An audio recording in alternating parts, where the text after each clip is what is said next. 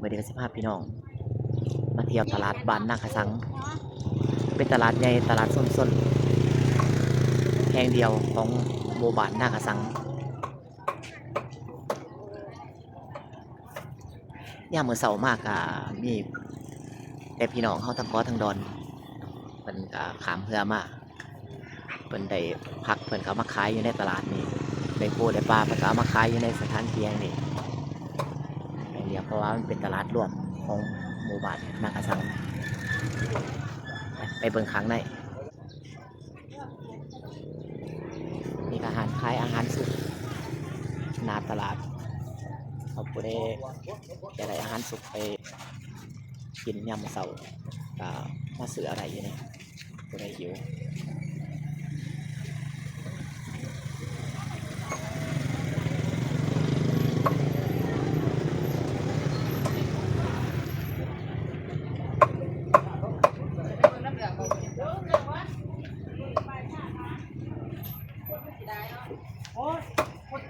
มีอาหารขายข้าวเปียก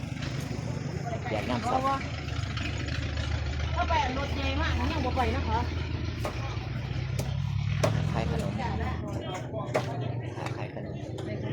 นี่คือขนมเฮ็ดเองนะพี่น้องห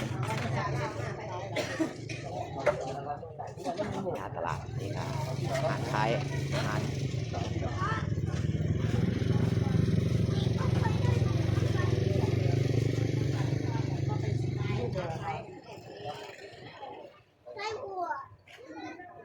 ปากคนนั้นเนี่ย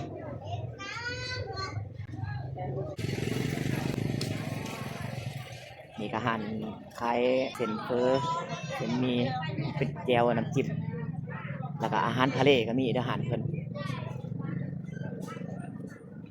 อันนี้เป็นแจ่วหยังเด้เจ้าสิบาทโอ้แจ่วเส้นดาดขายเป็นกระปุกอ่ะขายปุกเท่าไหร่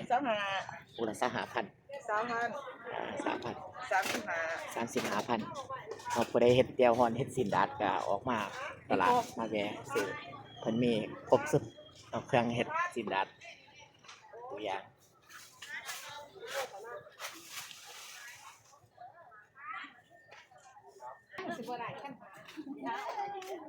ให้นี่เด้อ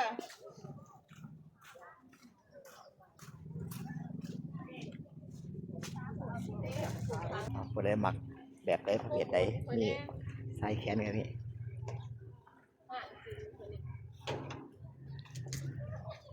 สบายบ่มีโจรบ่มีขโมยพี่น้องประเทศลาวนี่ครับคำกับคำเก่าๆเพิ่นขายกันกลางตลาดโดดอันนี้ก็คือธนาคารต่างประเทศนี่ครับเป็นเสื้อไหมของผู้หญิงมีลายสีมีลายแบบมีแต่ตัวงามพี่น้องแต่คอยเป็นผู้ชายเขายังมักนี่ได้หุ่นหนึ่งนี่หุ่นหนึ่งงามๆเลยฝากได้ดีเด้อหันทางเข้าตลาดมาอุดหนุนภายในมีสินลายแบบลายสี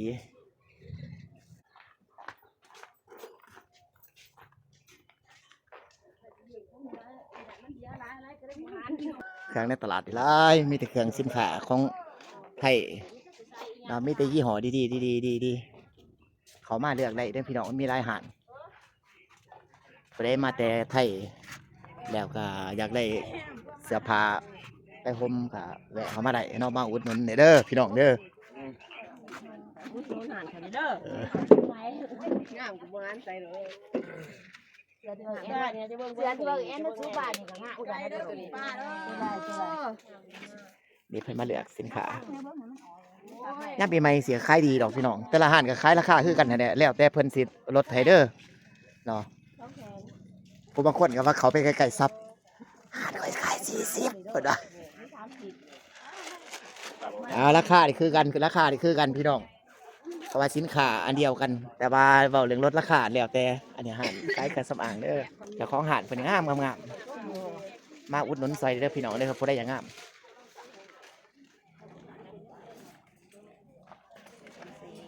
มา8บักกะโพดอันนี้บักข้าวโพดมวยมักซาลอย มากระโพดแซ่บเด้อสื่อซอยคอยในตีถุงหนึ่ง อันนี้ปลาสาวคล้ายกับโฟดเลยเดี๋ยวงามงาม โอ้ยสบายว่าส่วนนี้เนาะ มากับโฟดกับหวานนี่ได้ใครคนงามใคร สื่อซอยในตีถุงหนึ่ง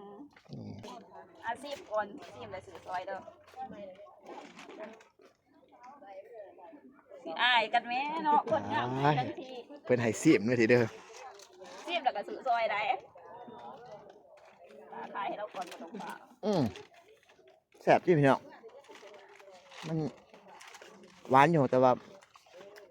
หวานไม่แห้งเนาะเอาจืดซอยต้องหนึ่ง สองถุงเนาะ โอเคสื่อซอย2 ตัวกับ2โอ้ยบัดนี้พี่น้องเลยการขายบ่ยัวให้เขากินกับพวกแซ่บเลยไงเขาซื้อไปเลย สื่อเรากับโพดแซ่บเด้อถุง15,000เมื่อสิมาเบิกไก่แล้วสิบ่งาม เป็นตาหักแต่ว่าพี่น้องเอ้ยโสดเด้อพี่น้องเด้อ โสดเด้อโสดเด้อซื้อกับโพด เดี๋ยวน่าจังกินขาความกำลังเยอะ เอาใส่ในถุงเผื่อ อันนี้เลยเอาใส่นะ มีหลายอย่างเด้อพี่น้อง มี เด้ ห อ ลายอย่างเลยขายกัน อันนี้หาดไม่ได้แพงในตลาด ขายกับแพงอีกซื้อกับแพง ผู้ใด ซื้อแพงแต่ว่าขายถือ อย่างไร ซื้อแพงเยอะแต่ว่าขายถือ ไปขายเครื่องย่อยไปขายก็มาอุดหนุนเท่าไหร่ในตลาด ขาลาดไก่ข้างนอก ขายไก่ซื้อ จากนักขาลาดไก่ เออเมืองในเนี่ยก็เป็นตลาดสดขายปลา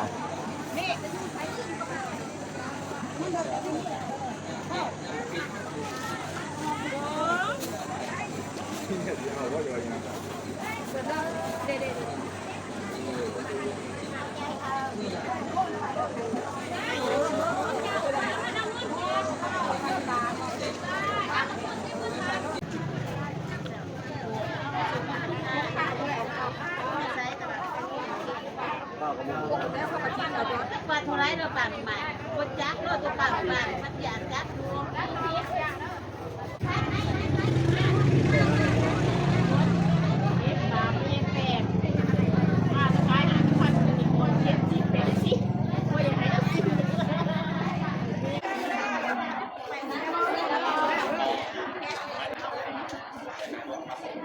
เนี่ยประบาทจะฟังรู้เลยพี่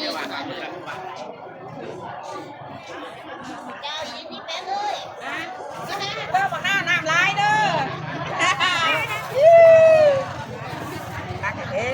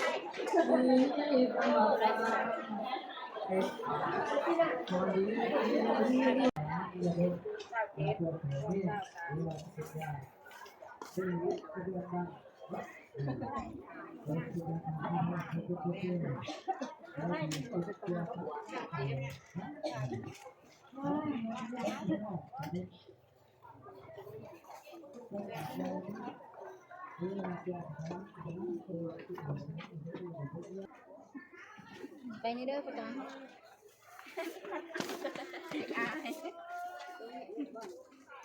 วันนี้ก็ขายเครื่องย่อยขายเครื่อง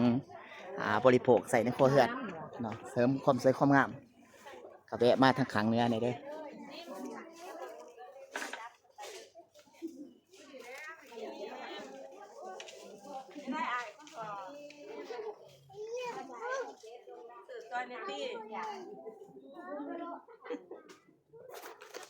นี่ใส่ดีได้ดิ มาอุดหนุนเด้อพี่น้องเด้อทั้งขังเมืองเหนือเนาะหันเจ๋คนงามแนวนาคสังขายเครื่องสำอางเครื่องเสริมสวยบ่ได้อยากสวยอย่างงามก็แวะเข้ามาทางขังเหนือเด้อพี่น้องเด้อ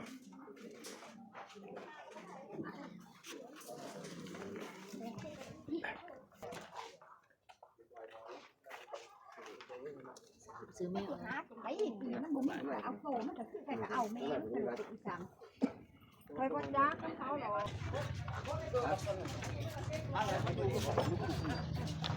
เกี่ยวแบบเกี่ยวโอ้ยเจอเนี่ยอยู่